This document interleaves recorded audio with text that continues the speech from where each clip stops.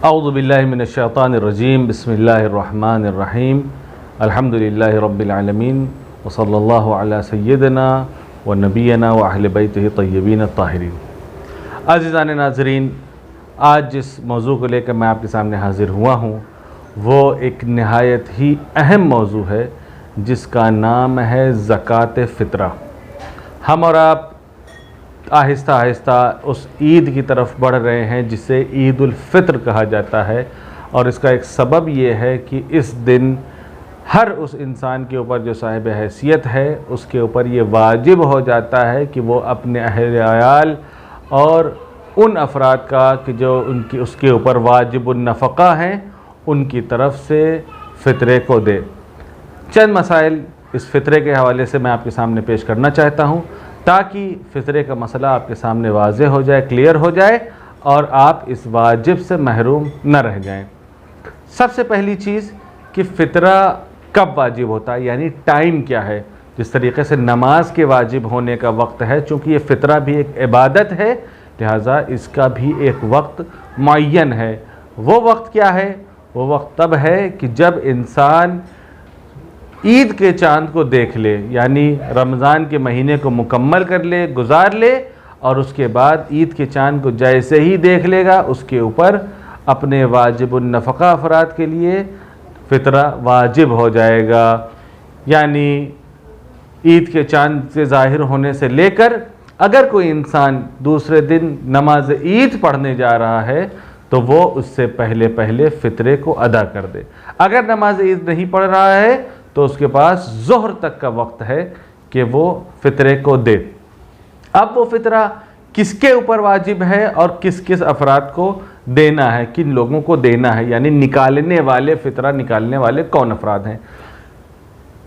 ये वाजिब है उस इंसान के ऊपर जो घर का ज़िम्मेदार है, हेड ऑफ़ द फैमिली है, जिसके ऊपर घर के बाकी अफराद के लिए उनका प्रोविज़न, उनको रिज़्क़, उनको नफ़क़ा देना जिसकी ज़िम्मेदारी है। मिसाल के तौर पर एक मर्द है जिसके घर में 5-6 अफराद हैं, ये जो है हेड ऑफ़ द फैमिली है, जो रोज़ी रोटी का इंतज़ाम करता है, खाने पीने का इंतज़ाम करता है और ज़रूरियात का ख्याल रखता है। इस इंसान के ऊपर, इस फ़र्द के ऊपर ज़रूरी है कि अपने तहत तकफ़ुल, यानी जिनकी ज़िम्मेदारी है, जिनकी रिस्पॉन्सिबिलिटी इसके ऊपर है, उन सब की तरफ से फ़ितरे को मुस्तहक़ीन तक पहुँचाए। अब फ़ितरे की मक़दार क्या क्या है और फ़ितरा किस किस चीज़ पर निकलता है। चूँकि ये ज़कात फ़ितरा है तो पहले मरहले पर गंदुम यानी गेहूँ, जौ, खुरमा यानी खजूर और किशमिश, ये 4 चीज़ों को बयान किया गया है कि इनके ऊपर फ़ितरा निकलता है। या इसके अलावा जो चीज़ें बयान की गई है वो भुट्टा है, कॉर्न या राइस, चावल, ये चीज़ें बयान की गई हैं। जो भी इंसान ज़्यादा मसरफ़ करता है अपनी डेली यूजेज में, खाने पीने में जिस चीज़ का ज़्यादा इस्तेमाल करता है, अगर चावल ज़्यादा खाता है तो चावल को मेयार बनाएगा, अगर रोटियां उसके असल ग़ज़ा कंसिडर की जाती है तो वो गेहूं को मेयार बनाएगा। इसी तरीके से अब वो कैलकुलेट करेगा। फॉर एग्ज़ाम्पल, एक सा जो एक पैरामीटर शरीयत ने बयान किया है वो तकरीबन 4 मुद या 3 किलो के बराबर होता है। एक सा जो है वो फ़ितरा निकलेगा। अब अगर हम गेहूं खाते हैं, आटा खाते हैं और गेहूं की रोटी हमारी असल ग़ज़ा है तो 3 किलो गेहूं का जो रकम होगी वो हम बानवाने फ़ितरा एक इंसान की तरफ से राह खुदा में फ़कीर को देंगे। यानी अगर हम गेहूं जो मसरफ़ कर रहे हैं, जो आटा मसरफ़ कर रहे हैं वो 40 रुपये या 50 रुपये किलो है, अगर 40 रुपये किलो है तो एक आदमी का फ़ितरा तकरीबन 120 रुपये, अगर 50 रुपये किलो है तो एक आदमी का फ़ितरा तकरीबन 150 रुपये। उलमा ने और मराजे किराम ने ये बयान किया है कि बेहतर ये है कि फ़ितरा ज़्यादा से ज़्यादा दिया जाए, सिर्फ़ हद अक़ल को मद्देनज़र ना रखा जाए, यानी सिर्फ 3 किलो को मद्देनज़र न रखा जाए। अगर 3 किलो 150 रुपये का होता है तो बेहतर यह है कि कम से कम एक आदमी की तरफ से 200 रुपये तक का फ़ितरा मद्देनज़र रखा जाए।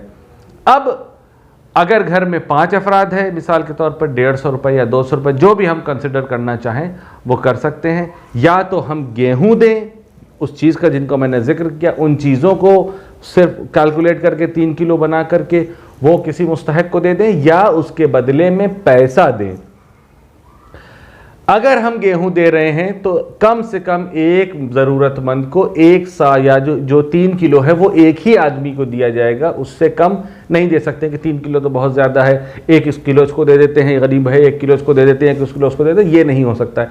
कम से कम एक आदमी को आपको 3 किलो देना होगा। हाँ, 1 किलो से ज़्यादा यानी अगला पोर्शन जो है, एक पोर्शन एक आदमी को दिया, अगला पोर्शन अगर आप देना चाहें तो एक ज़रूरतमंद को 1 से ज़्यादा पोर्शन भी दिया जा सकता है। यानी एक फैमिली है, उसके घर में 5 आदमी हैं, 5 आदमी की तरफ से जो फितरा निकला है वो एक आदमी को दिया जा सकता है, इसमें कोई हर्ज नहीं है। इसके बदले में अगर हम पैसा देना चाहें तो पैसा भी दे सकते हैं। और अगर हमने गेहूं अलग कर दिया या जो चीज़ें फितरे में देना है, जैसे ही चांद निकला हमने अपने घर में उसको अलहदा कर दिया, नोट को अलहदा कर दिया, तो अब हम कोई दूसरी नोट राह खुदा में नहीं दे सकते। अब हमें इसी नोट को ही देना पड़ेगा। अब हम इसको चेंज नहीं कर सकते, अरे ये तो अच्छी 2000 की नोट निकल गई है, ये अच्छी वाली बदल के दूसरी वाली दे दे, ये नहीं हो सकता। या ये 100 की नोट है, मुझे चेंज की ज़रूरत है तो मैं इसको रख के दूसरी नोट ले लूँ, ये मुमकिन नहीं है। डिजिटल ट्रांजैक्शन में इसकी कैद नहीं है, क्योंकि डिजिटल ट्रांजैक्शन में अमाउंट ट्रांसफ़र होता है, नोट ट्रांसफ़र नहीं होती है।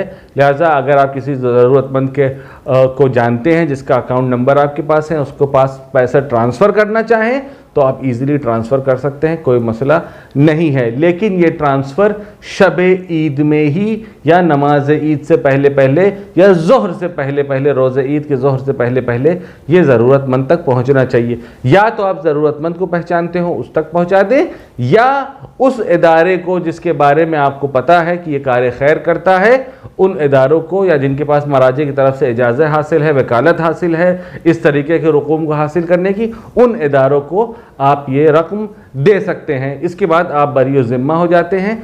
फिर अब उस इदारे की जिम्मेदारी है कि वो मुस्तहक़ों तक किस तरीके से और कब पहुँचाता है, आप आज़ाद हो जाते हैं। अगर आपने गंदुम को या उस चीज़ को संभाल के रख लिया कि ज़रूरतमंद जब आएगा तो मैं उसको दूंगा, और वो अगर ख़राब हो जाता है तो वो आपके ज़िम्मे पे अभी भी है, आपको उसके बदले में दूसरा फ्रेश देना पड़ेगा। ख़राब आप राह खुदा में नहीं दे सकते हैं।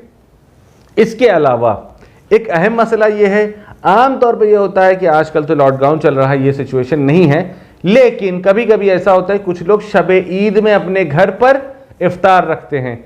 जो अफराद बउनवाने मेहमान उस शब में आपके यहाँ घर पर आ जाते हैं और आपके दस्तरखान पर शेयर करते हैं, आपके मेहमान बनकर आते हैं, उनका फितरा भी उस इंसान के ऊपर यानी उस मेज़बान के ऊपर होगा जिसने उन लोगों को अपने घर पर इनवाइट किया है।